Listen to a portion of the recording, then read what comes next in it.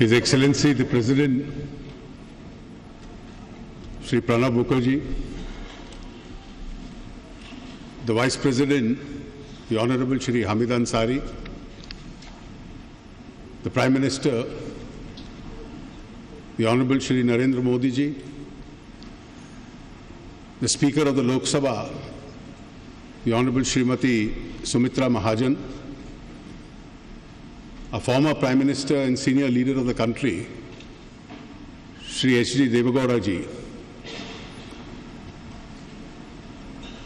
everyone from the members of the Council of Ministers to the ministers of the state governments, officials, members of Parliament, and other dignitaries assembled on this historic occasion. We have assembled today for an important moment in the journey of our great nation.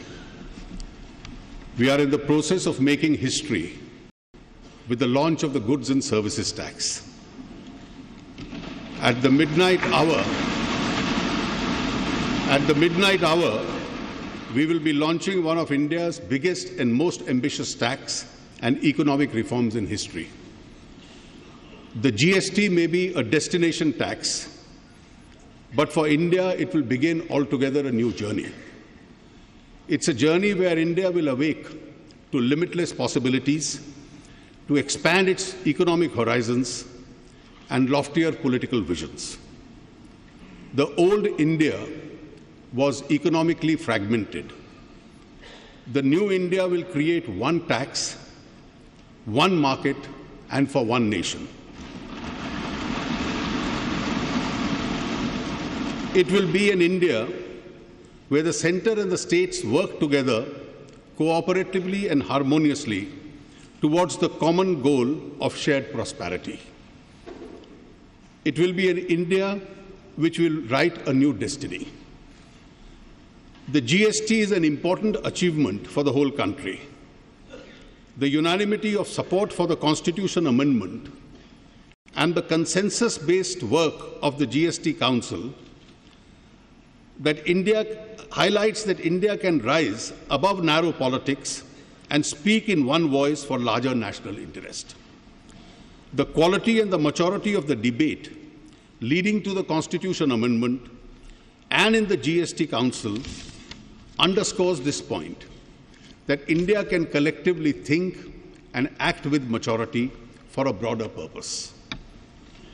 The Constitution says that India is a union of states. The union is strong if both the states and the center are strong. That is the real meaning of cooperative federalism. While enacting the GST, neither the center nor the states give up their sovereignty. They have pooled their sovereignty to make joint decisions on indirect taxation. In a large and complex federal system of multi-party democracy, with the center, 29 states, 2 union territories with legislatures, and a wide divergent interest, we have implemented a constitution amendment and brought in a large tax reform, displaying a high point of Indian politics.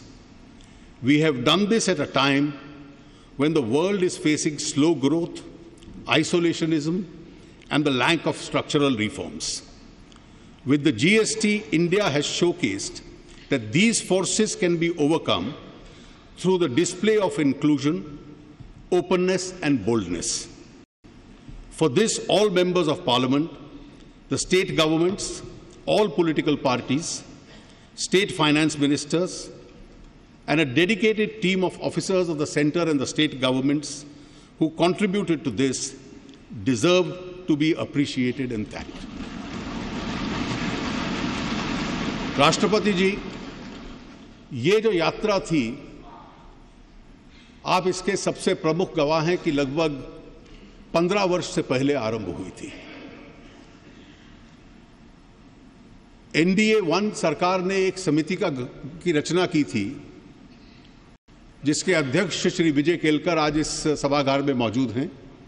उन्होंने सन 2003 में एक ऐतिहासिक report दी थी कि इस देश के अंदर एक वैल्यू बेस्ड टैक्सेशन जीएसटी के नाम से आरंभ किया जाए। 2006 के बजट में यूपीए सरकार ने घोषणा की थी कि 2010 तक इसको लागू करने का प्रयास होगा, और 2011 के बजट में जब महामहिम राष्ट्रपति जी ने उस वक्त वित्त मंत्री की हैसियत में बजट पेश किया था, तो उसके तुरंत बाद आपने संविधान संशोधन भी देश के सामने रखा था, जिसके माध्यम से राज्य और केंद्र अपने अधिकारों को एकत्रित करके गुड्स एंड सर्विस टैक्स की रचना करें। आपकी उस संविधान संशोधन के बाद पार्लियामेंट की स्टैंडिंग कमेटी, उसने बहुत योगदान लायक सुझाव दिए थे। यशवंत सिन्हा जी आज मौजूद हैं इस सभागार में, वो उसके अध्यक्ष थे, और उसका सबसे महत्वपूर्ण सिफारिशों में से एक थी कि जीएसटी काउंसिल की रचना की जाए, जिसमें 1/3 वोट केंद्र का होगा, 2/3 वोट राज्यों के होंगे, लेकिन निर्णय करने के लिए 3/4 बहुमत की आवश्यकता है। स्टैंडिंग कमेटी के उस निर्णय का यह असर था कि केंद्र और राज्यों को संवैधानिक दृष्टि से इकट्ठा काम करने के लिए मजबूर किया गया, और जीएसटी काउंसिल में जो एक प्रकार से कंसेंसस बना, उसमें इसका एक बहुत बड़ा योगदान स्टैंडिंग कमेटी के उस सुझाव का था। एक पैरेलल रचना राज्यों के वित्त मंत्रियों की थी, एक एम्पावर्ड कमेटी थी, और समय समय पर हर सरकार ने एक परंपरा बनाई कि किसी विरोधी पक्ष के दल की जिस राज्य की सरकार हो, उसका कोई वित्त मंत्री उस एम्पावर्ड कमेटी का अध्यक्ष रहे। पहले अध्यक्ष डॉक्टर असीम दास गुप्ता हमारे बीच में हैं, और बहुत वर्षों तक देश में उन्होंने कंसेंसस बनाने का एक बहुत बड़ा काम किया। मुझे स्वयं उनका आभार इसलिए भी व्यक्त करना है कि मुझे पहली शिक्षा जीएसटी पे उनसे ही मिली थी, एक बैठक में। प्रोफेसर दास गुप्ता के बाद जम्मू कश्मीर के श्री अब्दुल रहीम राठौर, श्री सुशील मोदी, उसके बाद केरल के Shri K M Mani, I think mister Mani is also here, और फिर बंगाल के डॉक्टर अमित मित्रा, ये एक राज्यों के बीच में आम राय बनाते रहे। और इस पूरे इतिहास के बाद इस देश ने की राजनीति ने ऐसी एक मैच्योरिटी का एक उदाहरण पेश किया, जिसका सबसे बड़ा सबूत यह था कि संविधान संशोधन संसद के दोनों सदनों में सर्वमत से पास हुआ, जिससे जीएसटी काउंसिल की रचना हुई। उस रचना के बाद काउंसिल की पहली जिम्मेवारी थी कि केंद्र के लिए और राज्यों के लिए कानून बनाए। वो सभी कानून 5 केंद्र के लिए, 1 सभी राज्यों के लिए सर्वसम्मति से बने। संसद ने उसे सर्वसम्मति से पास किया, राज्यों ने एक मत से पास किया, और आज वो एक वास्तविकता के रूप में हमारे सामने आया है। जीएसटी काउंसिल 18 बार मिल चुकी है। कुछ बैठकें सुबह से शाम तक और 2-2, 3-3 दिन चलती हैं, और एक भी निर्णय पर वोट करवाने की आज तक आवश्यकता नहीं पड़ी। हर एक निर्णय सर्वसम्मति से हुआ, जिसमें अलग अलग राजनीतिक दलों के प्रतिनिधि थे, अलग अलग राज्य सरकारों के प्रतिनिधि से, और एक मत से हर निर्णय उसमें हुआ। अभी तक 24 रेगुलेशंस बन चुके हैं। राज्य और केंद्र के अधिकार क्षेत्रों के बारे में बंटवारा क्या रहेगा, उस पर निर्णय हो चुका है। 1211 कमोडिटीज हैं जिस पे टैक्सेशन तय करना था। बिना मतभेद के, बिना किसी डिसेंट के एक कमोडिटी का टैक्स सर्वमत से तय हुआ। और उसके पीछे भी 2 सिद्धांत थे कि एक, आम और गरीब आदमी पर ज्यादा बोझ ना पड़े, रेवेन्यू न्यूट्रल रहे कि जितना राजस्व राज्य और केंद्र इकट्ठा करते हैं कम से कम वो बरकरार रहे, और जो मौजूदा टैक्सेशन ढांचा है उससे बहुत अधिक किसी के ऊपर बोझ ना पड़े। Principle of equivalence, revenue neutrality and know unnecessary burden on the weaker sections. और इसका स्वाभाविक एक लाभ हमारे देश को होने वाला है।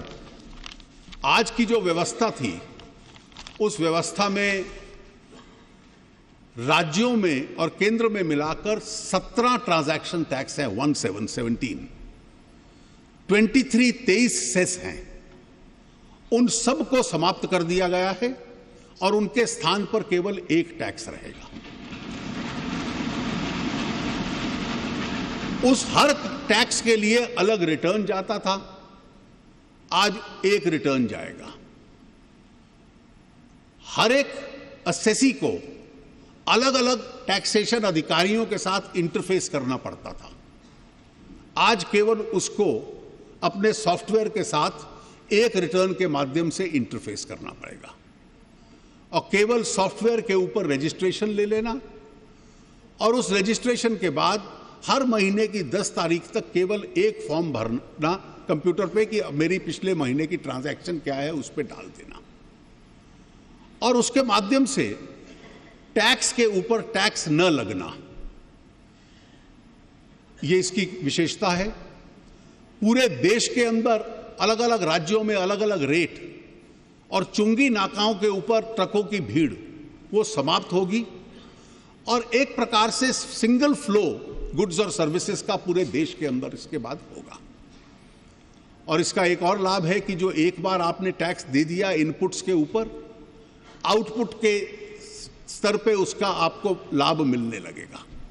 महंगाई के ऊपर भी लगाम लगेगी, टैक्स अवॉइडेंस कठिन होगा, रेट पहले की तुलना में कम होंगे, देश की जीडीपी को लाभ मिलेगा, और जो अधिक राज्यों को और केंद्र को साधन मिलेंगे वो इस देश के गरीब की सेवा करने के लिए उनको एक अवसर उपलब्ध होगा। राज्य ने, केंद्र ने, सभी राजनीतिक दलों ने, सभी सांसदों ने, सभी विधानसभाओं के सदस्यों ने, सभी राज्य सरकारों ने एक मत से इसमें कार्य किया है। यहां विशेष रूप से मैं सबका बहुत बहुत आभार व्यक्त करता हूं। जीएसटी काउंसिल के जो सदस्य हैं, राज्यों के वित्त मंत्री, वो सुबह से शाम तक कई दिनों तक बैठे रहे इन निर्णयों को लेने के लिए, और एक लगन के साथ उनकी सहायता में जो अधिकारी राज्यों के और केंद्र के रात रात भर लगे रहे। जो देश में बहुतों को उम्मीद नहीं थी कि 1 जुलाई का टारगेट मीट हो पाएगा, उस टारगेट तक पहुंचने का उन्होंने हम लोगों को एक आज उसके लिए तैयार कर दिया है। मैं विशेष रूप से उन सभी अधिकारियों का बहुत बहुत आभार, और आप सब सांसद जो आए हैं उन सब का बहुत बहुत आभार व्यक्त करते हुए मैं माननीय प्रधानमंत्री जी से आग्रह करूंगा कि आपके माध्यम से आपको और पूरे देश को वो संबोधित करें। धन्यवाद।